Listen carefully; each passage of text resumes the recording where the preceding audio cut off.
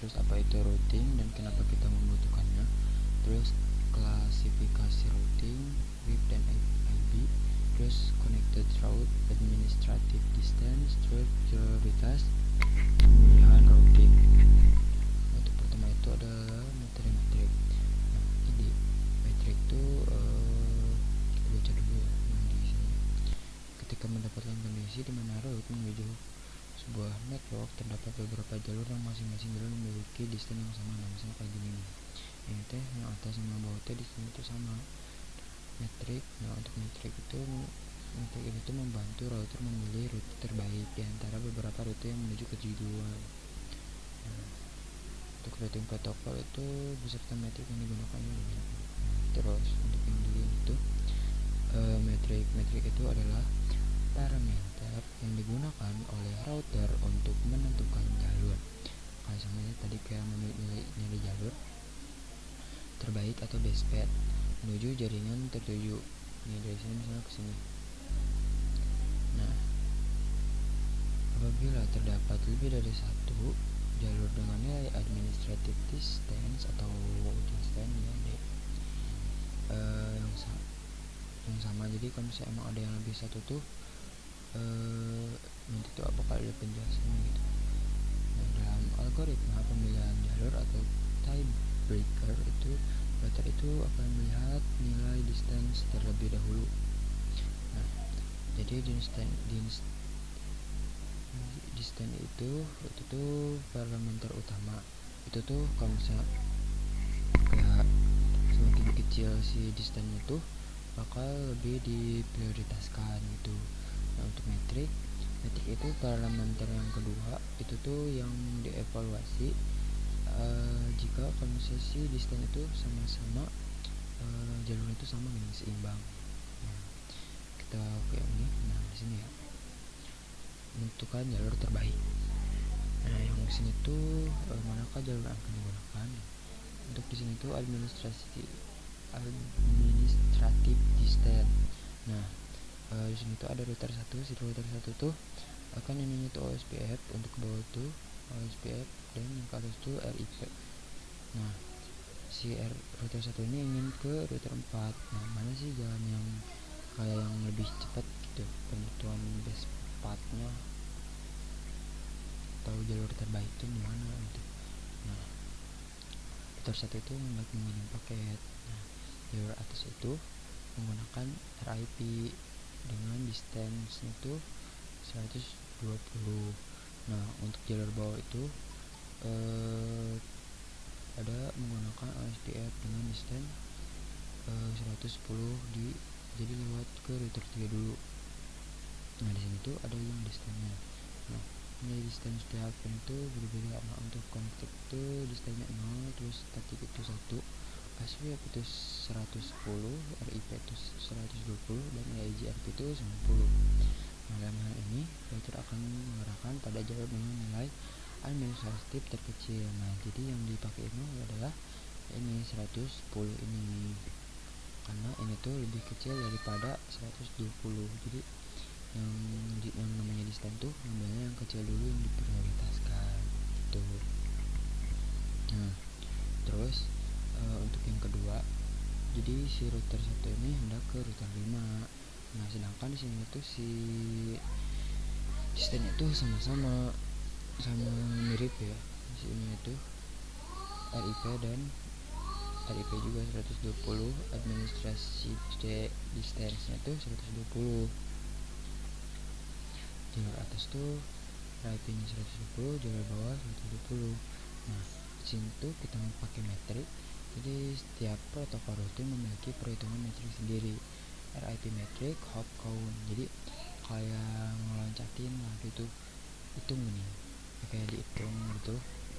Jadi misalnya tuh dari router 1 itu ke router 2 ada satu loncatan, dari router 2 ada ke router 4 itu 2, terus dari router 4 ke router 5 itu ada 3, jadi ada 3 loncatan gitu. Sedangkan kalau misalnya dari router 1 ke router 3 itu ada 1, 2.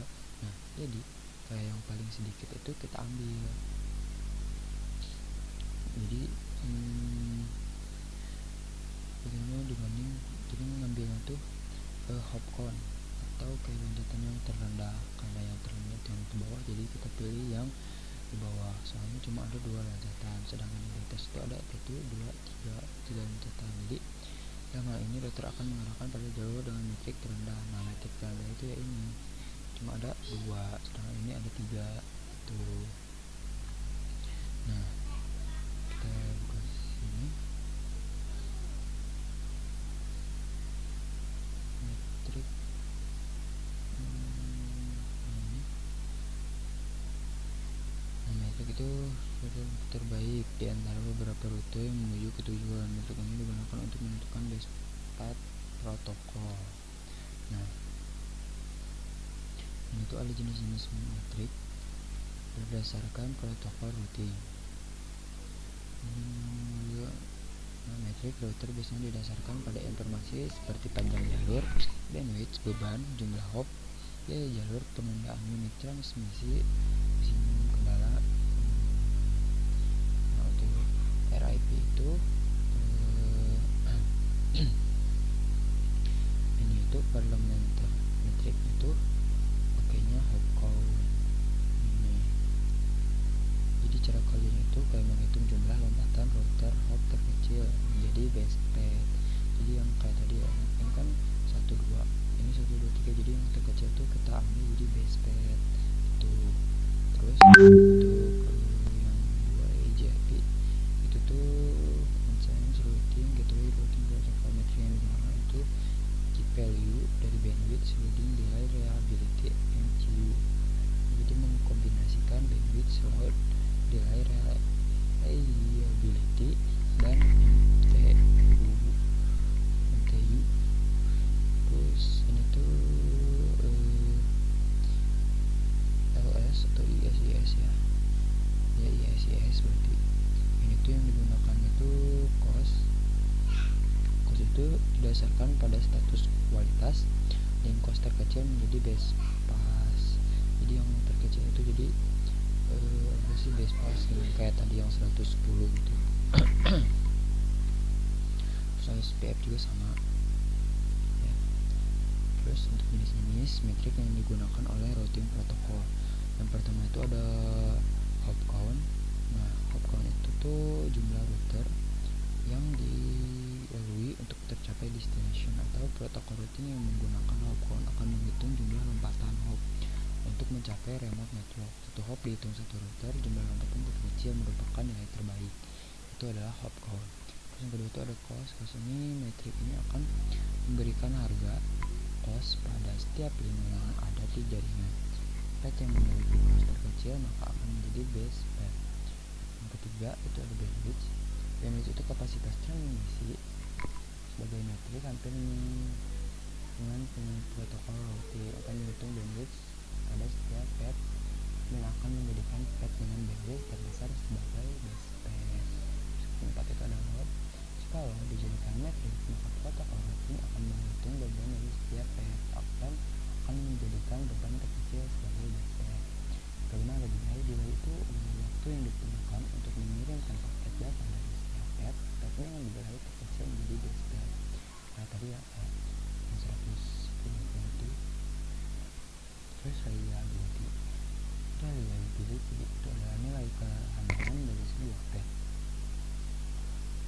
Misalnya sering terjadi tidak error atau kegagalan, sering terjadi kegagalan di transmisi itu, reliability-nya tertinggi. Jadi kalau misalnya tuh ini tuh yang kayak paling bagus lah. Jadi ini yang dipilih soalnya jarang error, cuma juga jarang gagal tuh.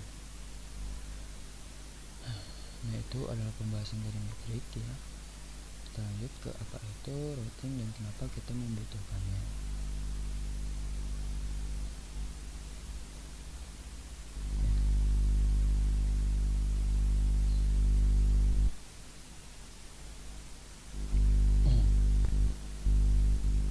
Nah, kita lanjut apa sih itu routing dan kenapa kita tuh butuh routing.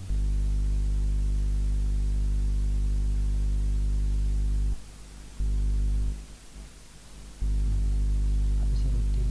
Routing itu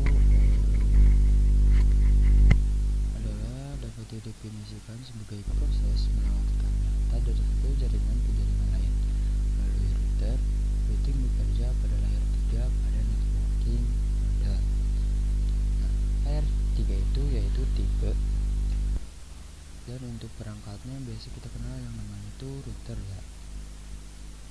Nah, si routing itu tuh apa sih? Jadi routing itu dapat didefinisikan sebagai proses melewatkan data-data dari satu jaringan melalui dari satu jaringan ke jaringan lainnya melalui router gitu. Jadi kita bisa lihat di sini tuh ada jaringan A yang subnetnya tuh 192 ya. Nah, dan jaringan B dengan subnet itu 10.10. Nah, jaringan A itu dia networknya ya ini 192 dan jaringan B networknya jadi subnetnya itu 24, ini 24. Nah, dengan jaringan itu networknya A tuh 192, B itu 10.10 tuh. Nah, di sini jaringan itu diinginkan lewat data ke jaringan B. Dan di sini kita bisa lihat ya bahwasanya si networknya itu berbeda dengan ini. Oleh karena itu kita membutuhkan perantara yang disebut dengan namanya ya router ini. Jadi routing itu merupakan proses penentuan jalur terbaik. Jadi kalau misalnya cuma dua network ya bebas lah, kita lewatnya langsung ke sini gitu. Nah, kalau misalnya nanti tuh network itu banyak, nah itu nanti jalur terbaiknya itu akan lewat mana gitu. Nah, itu fungsinya si router ini. Nah, jadi bisa kita ketahui bahwa routing itu dapat diartikan sebagai proses pemindahan paket data dari source ke destination, misalnya begitu. Dimana keduanya itu ada network yang berbeda mengacu pada si layer, maka proses routing terjadi pada layer 3. Ya, itu network layer. Ini berkaitan dengan pengamatan IP.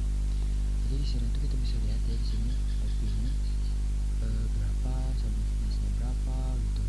Untuk mengimplementasikan teknik routing dalam sebuah jaringan itu diperlukan peralatan perantara yang disebut dengan router. Nah, jadi kita bahas ya. Dan juga untuk router itu merupakan perangkat jaringan yang memiliki beberapa interface.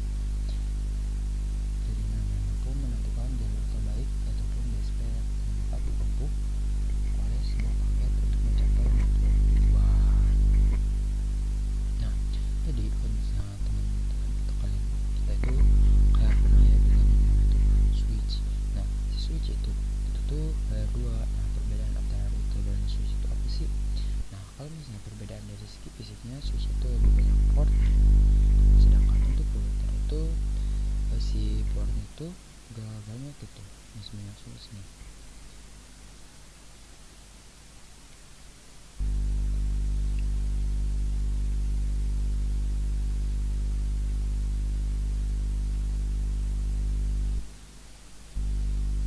Nah, ini untuk switch ya. Di switch itu portnya itu lumayan banyak lah kayak gini ya. Terus untuk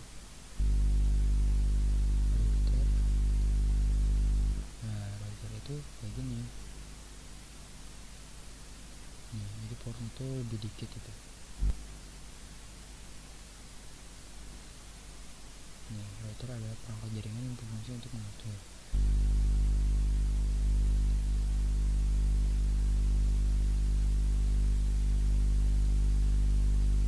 Nah, perbedaan utama antara switch itu, switch menghubungkan perangkat dalam satu jaringan lokal, sedangkan router itu menghubungkan antara jaringan berbeda dan ke internet, serta bekerja pada lapisan yang tidak sama. Nah, lanjut. Kita coba menyinggung ya, apa sih dan kenapa kita butuh routing. Jadi seperti yang sudah saya jelaskan itu, di sini kita bisa lihat ya, ini ada banyak, ini network A, network B, nah terus dan lain sebagainya, dan dimana itu antar network ini memiliki subnet network yang berbeda-beda gitu. Nah, untuk melewati data dari suatu network ke network lain itu pasti membutuhkan router. Ini router ya. Nah di sini kita bisa lihat nih best pathnya atau jalan terbaik itu mencapai destination itu lewat mana tuh. Kalau misalnya kalian bingung gitu best ya kayak gini sih, nah ini, nah best pathnya itu lewat mana gitu kan, kayak yang tadi yang metro sama destination. Nah kalau misalnya kalian masih bingung best path itu bagaimana gambarannya ya, jadi di sini sudah ada ya. Nah ini topologinya ya. Di sini tuh antar source dengan destination itu bisa terdiri apapun berbagai router. Nah, untuk mencapai best path ataupun jalur terbaiknya itu lewat mana? Nah, nanti tuh kita pelajari nanti kayak yang tadi udah dipelajarin ya, nanti gitu ya, memiliki routing entah itu menggunakan apa dan menggunakan apa gitu. Kita bersama-sama nanti kita bahas. Sudah kita bahas yang tadi ya. Nah, di sini kenapa sih kita butuh routing? Nah, secara umum routing itu adalah salah satu elemen kunci dalam desain dan pengolahan jaringan yang memungkinkan komunikasi efektif antar perangkat dan antar jaringan. Nah, apa aja sih alasan kita kenapa kita butuh routing itu? Di antaranya yang pertama itu yaitu mempermudah manajemen jaringan, misalnya dari sisi pengelolaan bandwidth, keamanan dan sebagainya. Itu juga dengan routing ini ketika jaringan lokal sudah mulai kompleks maka dibutuhkan yang namanya routing seperti itu. Dan juga routing itu dapat berfungsi untuk membaca broadcast domain ya. Nah, jadi kita udah paham apa itu broadcast domain itu. Kemudian yang ketiga itu dengan routing kita bisa koneksi antar wide area network, ini yang pertama. Terus jadi kita tuh paham ya kalau misalnya lokal area itu LAN itu kan namanya LAN ya. Nah kalau misalnya WAN itu kan wide area network. Nah kalau misalnya kita apa ya kayak pengen banyak itu, nah itu pasti WAN-nya bisa kita hubungkan dengan proses yang namanya routing. Salah satu fungsi yaitu koneksi antar wide area network. Kemudian juga dengan yang namanya routing kita bisa kelola yang namanya redundansi dan ketersediaan tinggi seperti itu. Nah itu adalah pembahasan dari apa itu routing dan kenapa kita butuh routing itu. Nah, kita lanjut ke klasifikasi routing.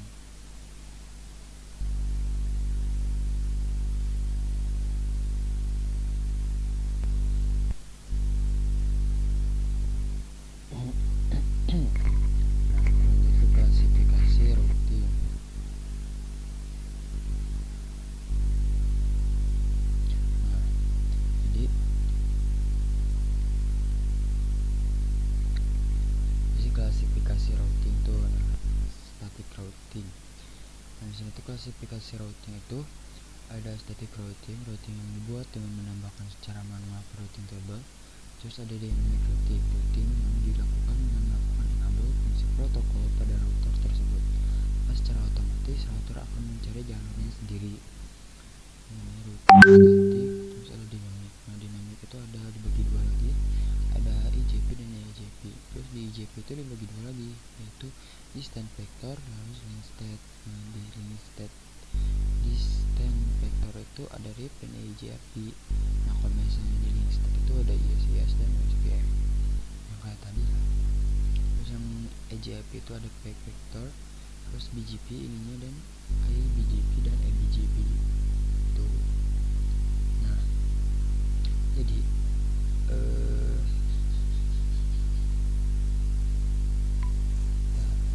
kalian itu seperti gambar dunia dimana sebelum itu kita juga pernah bahas ya, kita pernah mempelajari di MTCA ketika kita mempelajari routing terutama pada bagian static. Itu kan rumahnya seperti ini teman-teman, mau kemana-mana lewat mana gitu.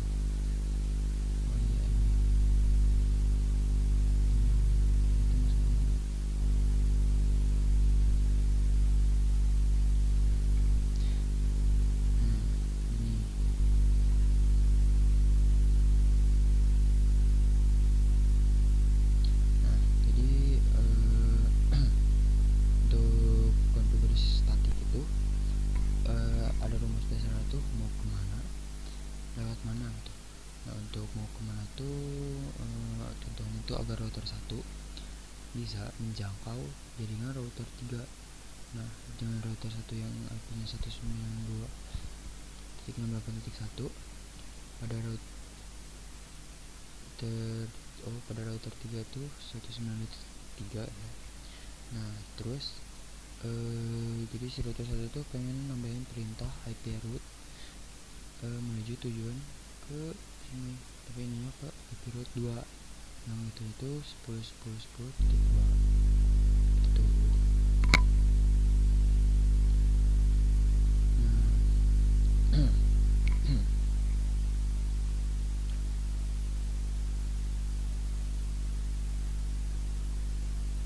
Nah, kayak tadi ya yang rumusan sebelumnya mau kemana, lewat mana gitu. Jadi dia tuh bakal melihat terlebih dahulu nih untuk network yang dimiliki router 3. Misalnya itu kan 9.3 ya. Di router 1 itu kita lihat bagian informasi routing table-nya. Nah, secara dev awal atau BDEV nya untuk router 1 itu di akhirnya atau pen dynamicative-nya itu connected-nya hanya terdaftar satu. Ini di sini nih di IP. Di pen dynamicative-nya itu connected-nya hanya terdaftar 192.168.1.0 dan juga 10.10.0. Jadi untuk 192.3 ini belum terdaftar. Oleh karena itu si router ini harus mengenalkan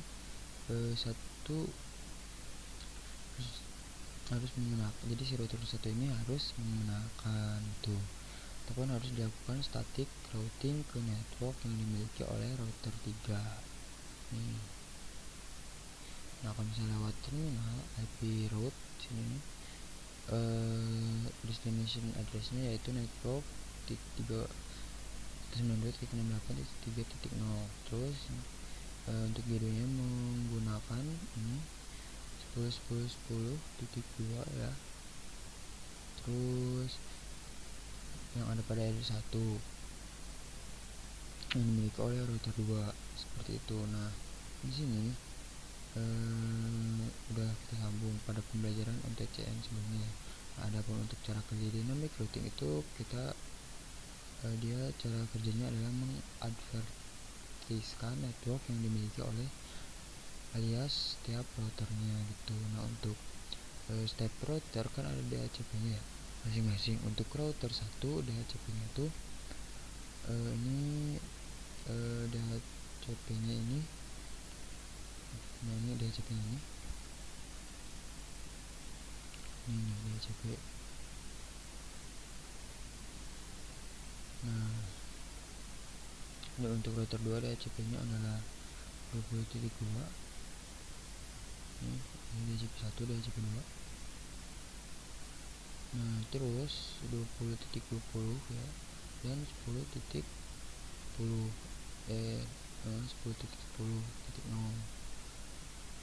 Nah, cara kerja dynamic routing itu kita mengadvertiskan network yang dimilikinya. Jadi nanti router 1 akan mengadvertiskan network yang dimilikinya. Apa itu advertise network? Yaitu mempromosikan networknya. Jadi saya sebagai router 1 nih, saya juga punya network 1.0 dan juga 10.0. Nah, jadi kita tuh kalau misalnya dari router lain pengen ke 1.0 itu jadi lewat saya gitu, seperti itu. Nah, itu cara kerjanya dengan cara kerja dynamic routing. Nah, kalau misalnya setiap router telah ditanamkan advertive network, nanti router 1 akan melihat nih kalau mau misalnya di sini nih udah didaftarkan ya atau udah ditanamkan advertive networknya, maka nanti si router 1 akan bisa melihat nih kalau misalnya mau ke 3 nih lewatnya router 3 seperti itu. Nah, itu cara kerja dynamic routing. Kita bahas lebih lihat terkait dynamic routing. Nah, di sini tuh dynamic routing itu terbagi menjadi dua ya, yaitu yang namanya BGP EGP ini EGP ya, ada yang namanya EGP dan EGP. Nah, untuk EGP itu kepanjangan dari Interior Gateway Protocol, digunakan routing yang berbeda pada satu jangkauan AES. Apa itu AES? AES itu kepanjangan dari Autonomous System Number. Nah, setiap perusahaan itu ataupun setiap ISP itu memiliki AES-nya masing-masing. Nah, adapun yang EGP itu eksternal atau gateway protokol yang digunakan untuk menghubungkan antar AES atau autonomous system. Jadi misal tuh ISP A nih mau menghubung ke ISP B, nah itu tuh nanti terlihat nih AES-nya berapa seperti itu. Nah, nanti kita coba singgung terkait yang IGP, yaitu Interior Gateway Protocol. Itu ada dua kategori.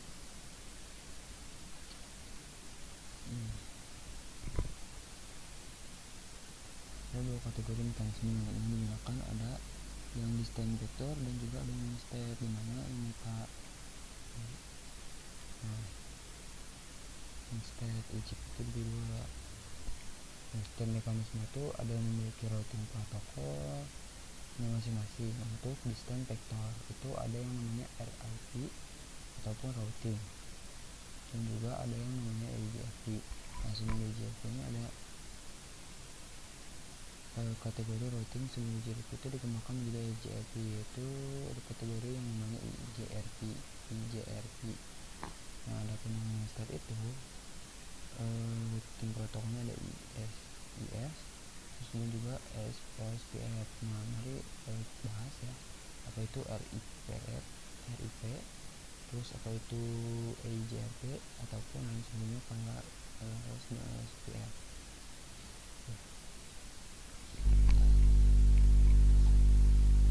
Untuk yang kita bahas yang pertama itu dulu yang distant vector. Jadi itu cara kerjanya dengan melihat hop count-nya ya. Nah, ataupun melihat hop count jumlah titiknya. Jadi kalau misalnya kita untuk distant vector itu ada dua ya, ada yang namanya RIP dan EGFP. Nah, untuk EGFP ini kita bisa lihat tiap konsep kategori ini akan ada distant dan juga step-nya. Nah, kalau misalnya kita lihat dari cara kerja distant ini, singkatnya itu distant itu cara kerjanya dengan bisa melihat dari titik terdekat. Nah, itu berdasarkan jumlah titiknya ataupun hop count-nya. Adapun untuk cara kerja dari link step itu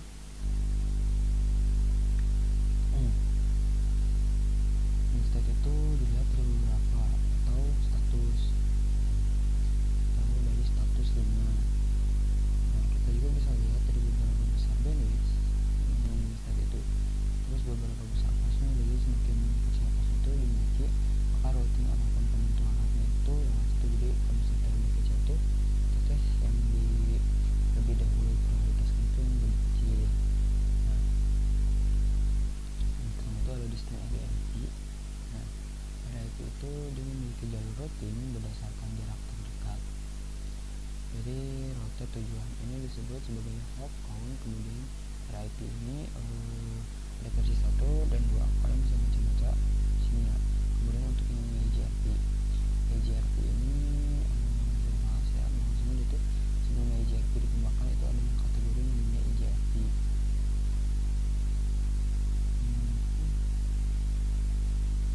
Nah, jadi sebenarnya itu untuk EGRP ini ataupun EGRP ini adalah Cisco kriteria. Teman-teman hanya bisa dikoneksikan antar Cisco dengan Cisco. Nah, walaupun dia termasuk kategori distant, dia juga termasuk kategori instead. Jadi dia disebut sebagai hybrid routing protocol.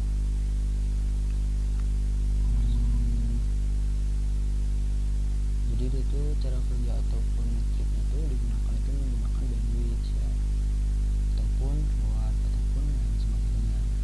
Jadi kita tuh bisa baca nanti di sini tuh dia akan menggunakan bandwidth, kemudian forward ya, terus delay, reliability seperti itu. Adapun untuk step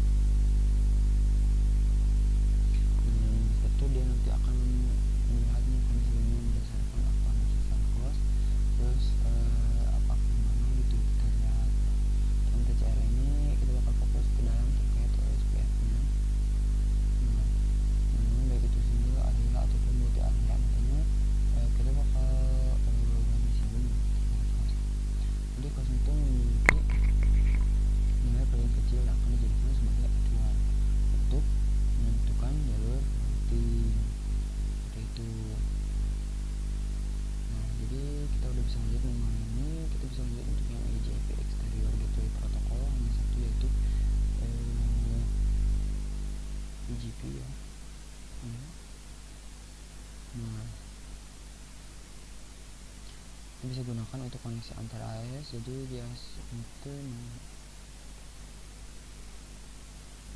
nah ini DGP itu kita bisa gunakan untuk koneksi antar AES. Jadi AES ini AES 200 untuk perusahaan mana misalnya, terus AES 100 untuk perusahaan mana. Misalnya kalau misalnya itu 100 itu untuk AES mana, 100 untuk AES mana. Nah itu terkoneksi antar satu AES dengan AES lainnya. Bisa menggunakan routing protokol BGP. Nah itu adalah pembahasan tentang klasifikasi routing. Kita lanjut ke RIB dan FIB. Nah kita lanjut ke materi RIB sama FIB.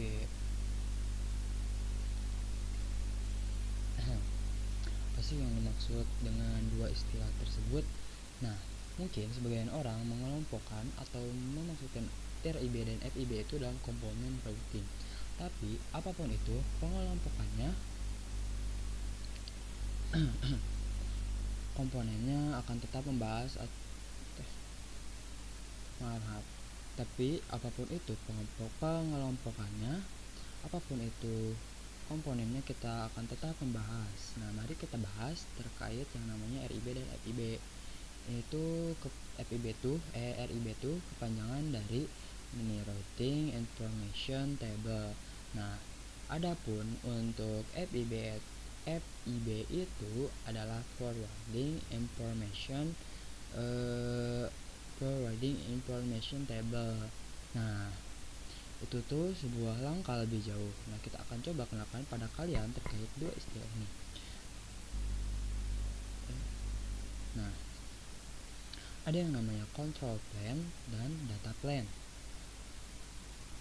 Control plane ini diibaratkan sebagai otak ya teman-teman. Sedangkan data plane ini diibaratkan sebagai kemampuan. Nah, contohnya control plane ini kan diibaratkan sebagai otak. Nah, itu sebagai pusatnya ini nih. Nah, ini.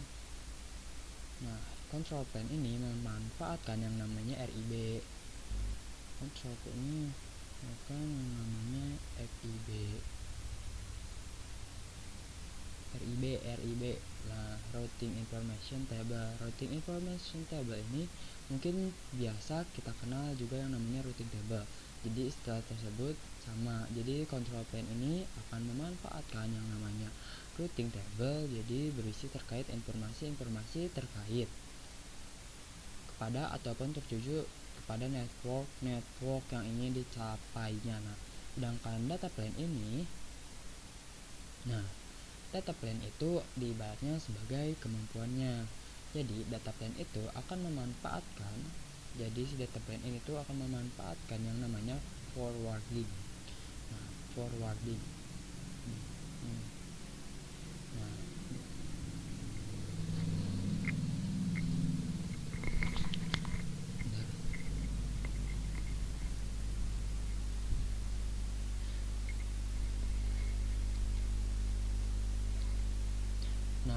Akan memanfaatkan yang namanya forwarding. Nah, information table FIB. Jadi kita tuh lihat nih apa namanya kumpulan-kumpulan informasi seperti ini. Tapi pas lagi nanti di lapangannya, jadi nanti data plane ini itu diibaratkan sebagai lapangan. Jadi nanti di lapangannya itu penerapan ataupun pengimplementasiannya akan bagaimana. Nah, itu nantinya akan dilihat cara kerjanya dari FIB teman-teman, Forwarding Information Table seperti itu. Nah, kita coba membahas terlebih dahulu terkait RIB teman-teman ataupun routing table. Jadi teman-teman, kalau misalnya pada pembelajaran MTCNA itu kalau kita mau pergi pada routing table kan tinggal pergi pada bagian IP terus ke route. Nah, teman-teman, ini berisi entry-entry yang menuju network yang ingin dicapai. Nah, jadi kalau misalnya kita sudah membahas mengenai routing table, nah ini adalah gambaran dari routing table itu sendiri. Nah, di sini routing table itu berisi entry menuju network yang ingin dicapainya. Nah, di sini juga ada yang namanya DAC, dynamic Active Connector, yaitu Connected Network ataupun network yang terkoneksi secara langsung antara router 1 dengan PC 1. Nah, router 1 dengan PC 1. Nah, dan juga R1 atau router 1 dengan router 2. Nah, ini juga sudah ada informasinya. Dan juga ketika kita misal yang tidak terkoneksi secara langsung, misalnya itu 192.168.10.0. Nah, maka itu harus dilakukan routing. Tuh. Di sini saya akan lakukan routingnya secara statik. Jadi ketika router 1 ingin memperkenalkan dengan network yang dimiliki oleh PC 2, maka ia akan melakukan routing terlebih dahulu. Jadi router 1 ke PC 2 itu dia tuh akan melakukan routing terlebih dahulu. Sini sudah melakukan routing. Nah, di sini kalau misalnya itu misalkan kalau misalnya mau melakukan praktik boleh, karena pada dasarnya pada awal pembelajaran ini kita itu akan menginterview terkait konsep-konsepnya terlebih dahulu. Jadi kita tuh gak usah khawatir. Nah, di sini teman-teman juga bisa lihat bahwasanya RIB itu untuk routing table itu berisi data atau informasi table dan data dalam router.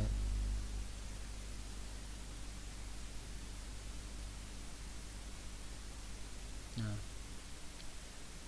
mana sih? Nah, ini ya. Jadi RIB itu untuk routing adalah tabel dalam router yang berisi ya terkait daftar-daftar router ke dalam network yang ini capainya itu. Dan RIB juga ini tuh berisi metrik ataupun nilai atau prioritas dari masing-masing router. Nah, saya juga akan memberitahu bahwasanya setiap routing table itu ataupun setiap routing protokol memiliki cara kerjanya masing-masing. Nah, cara kerjanya itu masing-masing itu dilihat dari metriknya, terus dari OSPF nanti metriknya ataupun cara kerjanya akan dilihat dari cost gitu. Sedangkan atau misalkan dari dari EIGRP itu dilihat cara kerja ataupun metriknya nanti dari bandwidth. Terus misal untuk routing protokolnya metrik apa dan dari metrik apa, nah itu. Terus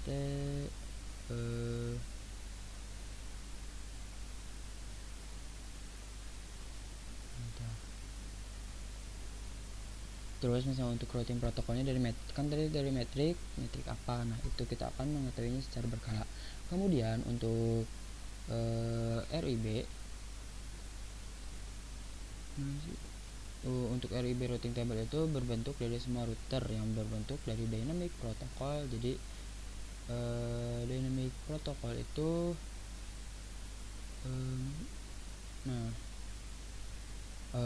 kemudian itu routing table yang berbentuk dari dynamic routing protocol. Jadi dynamic routing protocol itu kan ada banyak ya, kayak ada SPF, ada BGP, ada RIP. Nah, nanti kalau misalnya flagnya itu ada DAO begini nih, ada DAO tapi itu pakai SPF. Kalau DHT itu berarti kalian menggunakan apa, nah itu nanti kalian akan memahami secara berkala seperti itu. Nah, kemudian RIB ataupun routing table itu juga berbentuk dari connected network. Itu seperti yang saya singgung, yaitu dynamic active connected. Ya, kelihatan di sini yaitu network yang terkoneksi secara langsung ya.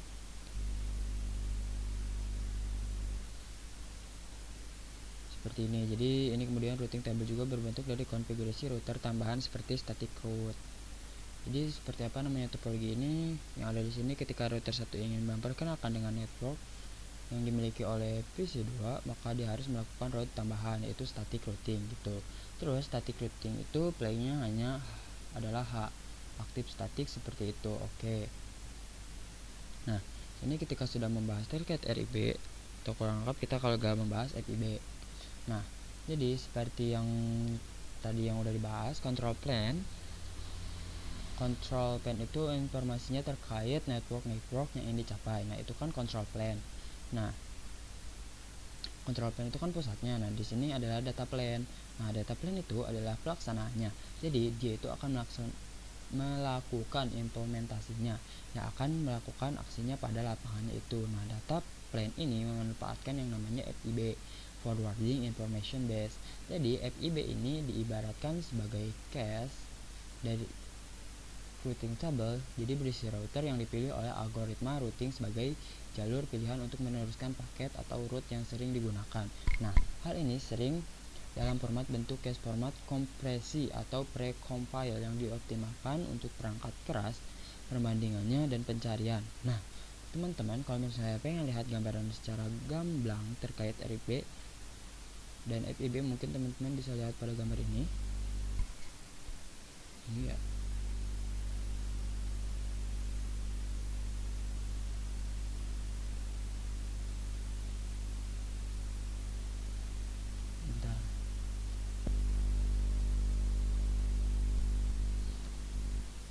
Nah, kita lanjut ke yang tadi ya.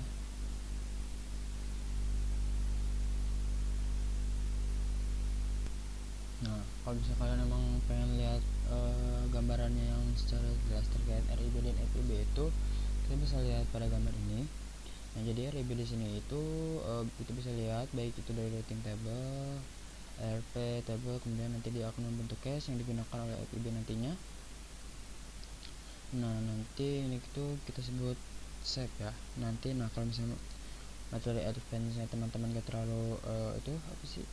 Jadi ini tuh materinya itu yang dasar-dasar aja, nggak sampai ke dalam-dalam. Tapi kalau misalnya kalian ingin utak-atik sampai dalam, itu boleh ya.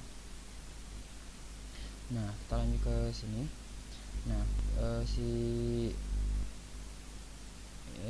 FIB dan RIB itu bakal diiniin secara rute paling spesifik. Nah, tapi kalau misalnya semakin kecil itu maka akan yang paling diprioritaskan. Nah, secara lapangannya, secara implementasi, secara gambarnya kalau kita misalnya ya ditulis 192.168.1.0 ya di sini. Teman-teman kalau misalnya dari 1.1.0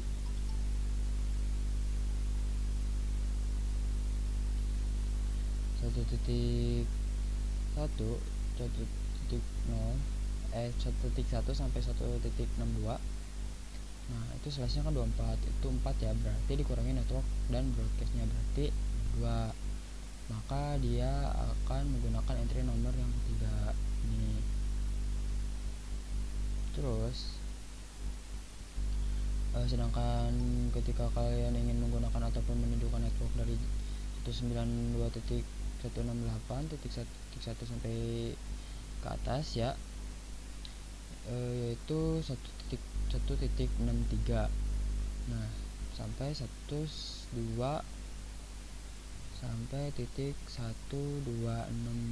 Nah, itu slash 20. Nah, ini.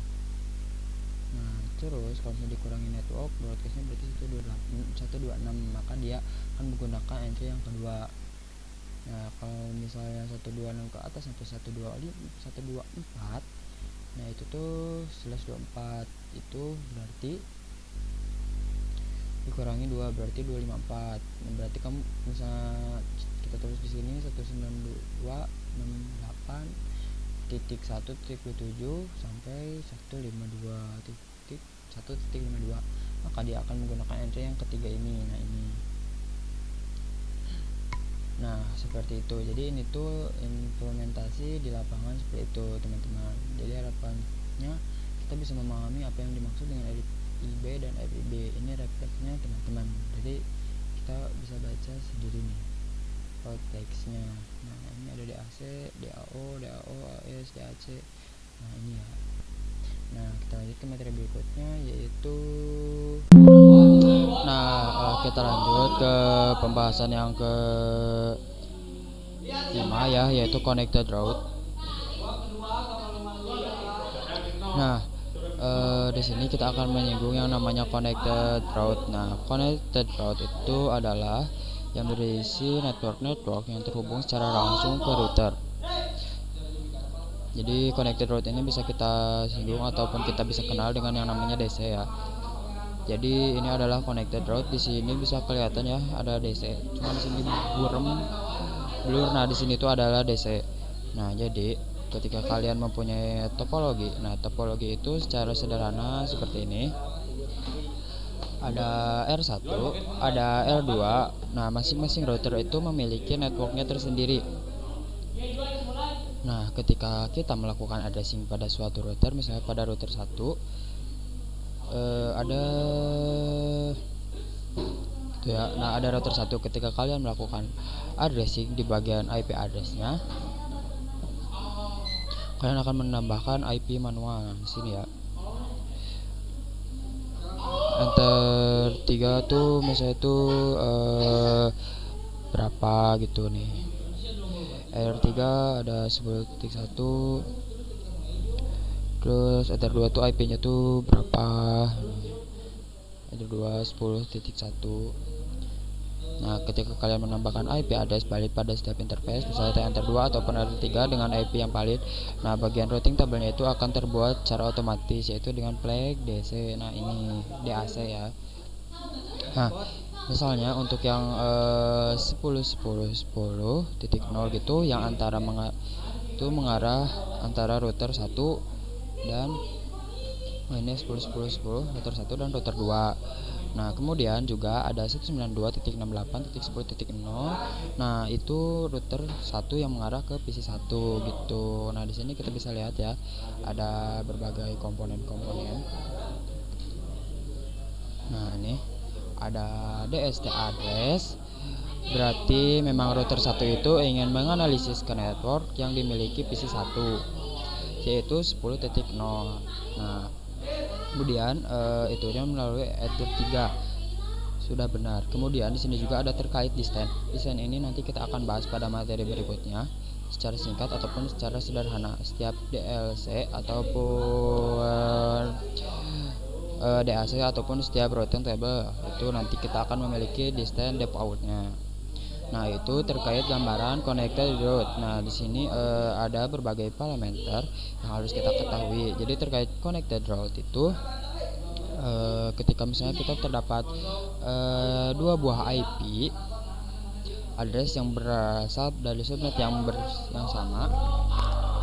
Nah, pada sebuah interface dan kalaupun nantinya hanya akan ada satu connected route.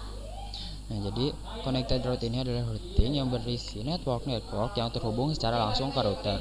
Connected route akan terbuat secara otomatis pada routing table setiap kali kita menambahkan sebuah IP address pada interface valid.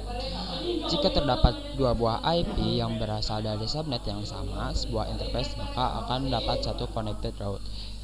Jangan menempatkan 2 IP address dari subnet yang sama pada 2 interface yang berbeda, karena akan menyinggung tabel dan logika routing di router. Nah, terus router flag itu DAC, distance 0, dan gateway-nya interface.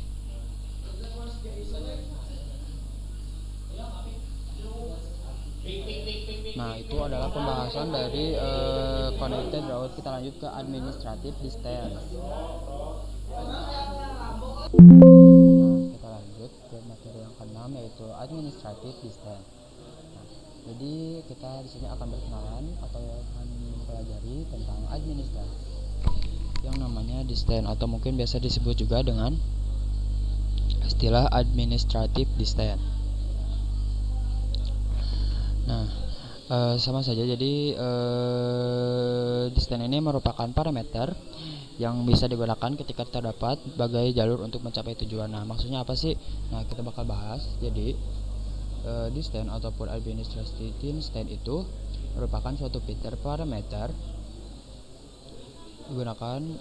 yang digunakan oleh router untuk menentukan rute dengan jalur terbaik jika terdapat dua atau lebih jalur untuk mencapai tujuan. Nah, setiap routing protokol mendapatkan prioritasnya berdasarkan nilai administratif distance DPO yang dimilikinya.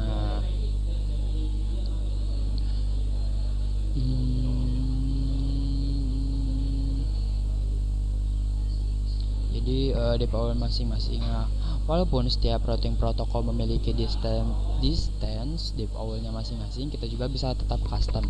Ya, kalau misalnya butuh, nah bagaimana sih gambaran penggunaan distance ini? Jadi distance ini bisa digunakan dalam developer ya, karena memang terdapat beberapa jalur untuk mencapai tujuan. Nah, di sini kita tujuannya dengan memilih atau menentukan rute dengan jalur terbaik. Nah, di sini ada tingkatan-tingkatan atau biasa disebut dengan tiebreaker. Jadi, tiebreaker itu ibarat kayak urutan dalam memilih best path atau rute terbaiknya. Yang pertama itu ada distance ya ini. Lalu yang kedua ada metric dan yang ketiga ada long guess. Nah, untuk yang metrik nanti kita sebelumnya kita sudah bahas. Nah, untuk kali ini kita bahas distance. Nah, mungkin distance ini contoh topologi penerapannya seperti ini ya. Nah, ini routing protokolnya pakai apa, terus desainnya seperti apa gitu, teman-teman. Nah, ini contoh topologi penerapan yang pertama. Kemudian untuk contoh topologi kedua,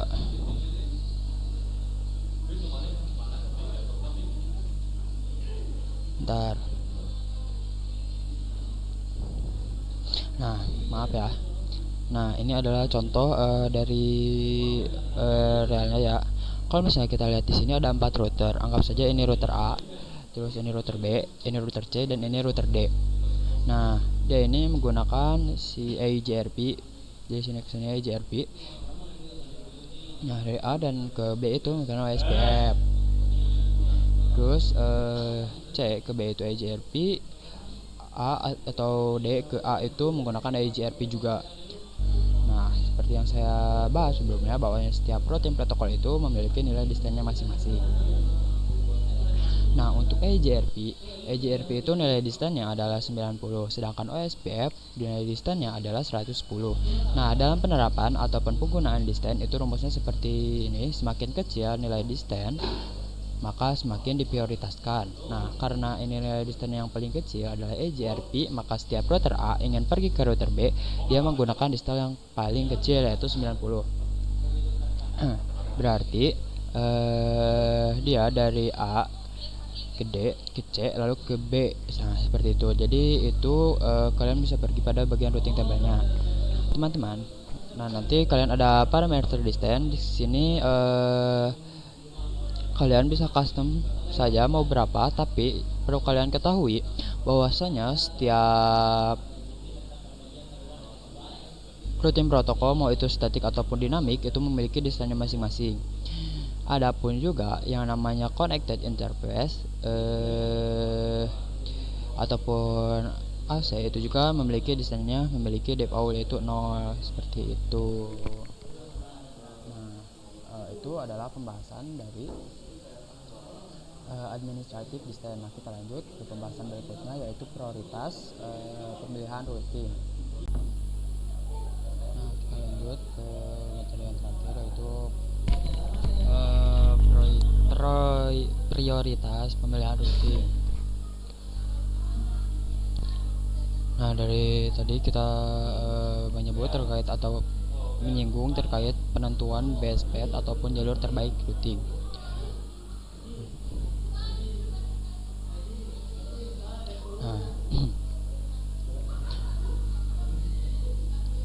Terbaik routing, baik itu menyinggung terkait, baik itu membahas terkait distance ataupun metrik.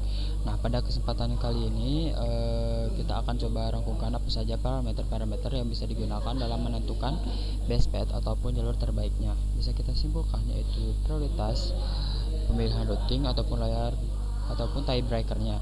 Nah, di sini terdapat topologi yang sudah saya siapkan ya. Sebenarnya itu bebas mau semua router ataupun source-nya itu router, destination-nya server, itu bebas. Intinya prioritas pemilihan routing ini dijalankan atau digunakan apabila terdapat beberapa jalur dari source ke destination. Nah, teman-teman, ketika dari source memiliki beberapa jalur destination, maka di sini prioritas pemilihannya lah yang berjalan. Jadi prioritas pemilihannya yang berjalan. Nah, bagaimana sih cara menentukan ataupun algoritma prioritas pemilihan routingnya itu seperti apa gitu. Nah, di sini kita sudah siapkan ya topologinya. Topologi ini saya ambil dari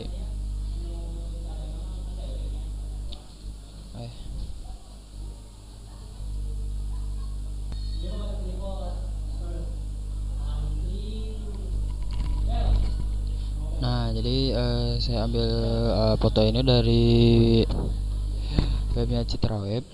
Ini ya, di sini bisa kita lihat di sini untuk source-nya. Ketika ingin mencapai destination, kita itu memiliki 3 jalur, baik itu menggunakan jalur A, jalur B, ataupun jalur C. Nah, di sini sudah terdapat routing table-nya. Nah, kita lihat bahwasanya parameter yang pertama dalam menentukan prioritas jalur terbaik berdasarkan specific destination. Apa sih yang dimaksud dengan destination yang lebih spesifik?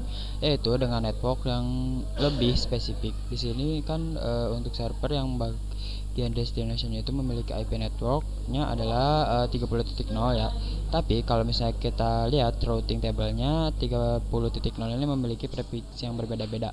Maka dari itu ketika router satu ingin destinasinya itu ke terlebih dahulu, itu 30.2, network mana yang lebih spesifik.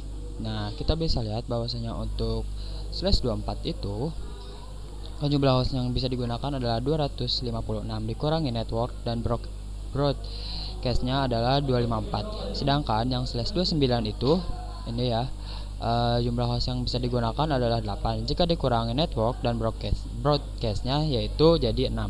Maka dari itu network apapun apa destination yang lebih spesifik adalah yang B. Kenapa? Karena ketika search ingin mencapai destination itu kita lihat lebih dahulu network yang lebih spesifiknya. Nah, 30.0. Nah, di sini prefixnya dengan /29. Nah, jadi kalau misalnya 1 sampai 6 itu kan menggunakan /29, sedangkan untuk yang 6 ke atas baru menggunakan /24. Nah, bisa kita lihat juga untuk menjelaskannya di sini kita lihat ketika search ingin ke destination, maka rule B akan digunakan sebagai prioritas utama. Seperti itu. Nah, kalau misalkan router jalur pertamanya udah disetting, maka backupnya pun kita setting juga. Nah, berdasarkan apa? Kalau misalnya kita jalur pertamanya sudah ditentukan berdasarkan network yang lebih spesifik, maka dari itu ketika kalian ingin menambahkan jalur backupnya, kalian misalnya nih jalur B ini mati,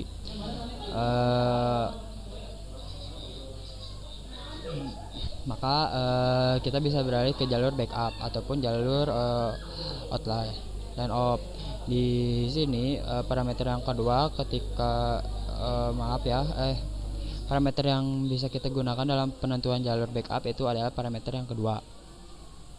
Itu berdasarkan distance. Nah, di sini distance-nya kita lihat yang paling kecil kan tadi yang B ini yang main line-nya yang jalur utama. Nah, sisanya A dan C. Nah, distance yang paling kecil itu adalah yang 30./24. Nah, maka dari itu yang A ini merupakan jalur backup yang bisa digunakan. Nah, tadi kita ngomongin metrik. Nah, untuk metrik ini bisa jadi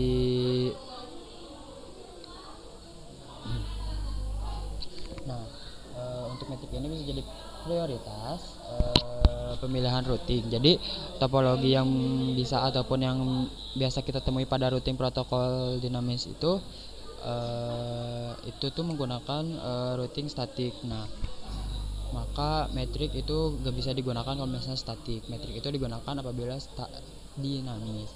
Nah, untuk metrik biasanya digunakan pada routing protokol dinamis seperti itu. Nah, terkait network yang lebih spesifik sudah paham. Kemudian juga ada distance. Jadi distance itu dilihat dari yang lebih spesifik, yang lebih kecil. Kemudian metrik itu bisa kita temui pada routing dinamis, sedangkan destination itu bisa yang statik. Jadi kalau misalnya routing dinamis ketika distance-nya sama-sama metrik, jika distance-nya sama-sama, maka metriknya yang akan bekerja.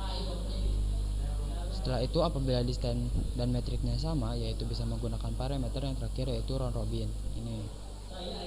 Ini yang di dinamis ini. Sedangkan untuk yang statik apabila di sini distance-nya sama, di sini misalnya distance-nya itu sama antara A dan C, misalnya itu sama-sama 1 dan 1, maka menentukan jalurnya backupnya itu akan secara acak. Jadi kalau misalnya di sini 1 sama 1 satu ini nih, di sini sama ini sama satu, maka akan acak baik itu menggunakan A ataupun menggunakan C seperti itu. Nah, itu terkait ringkasan algoritma pemilihan routing. Semoga kita bisa memahami apa yang saya sampaikan. Nah, itu adalah penjelasan routing overview. Mohon maaf bila ada kesalahan dan salah kata, lebih dan kurangnya mohon dimaafkan. Wabillahi taufiq wal hidayah. Wassalamualaikum warahmatullahi wabarakatuh.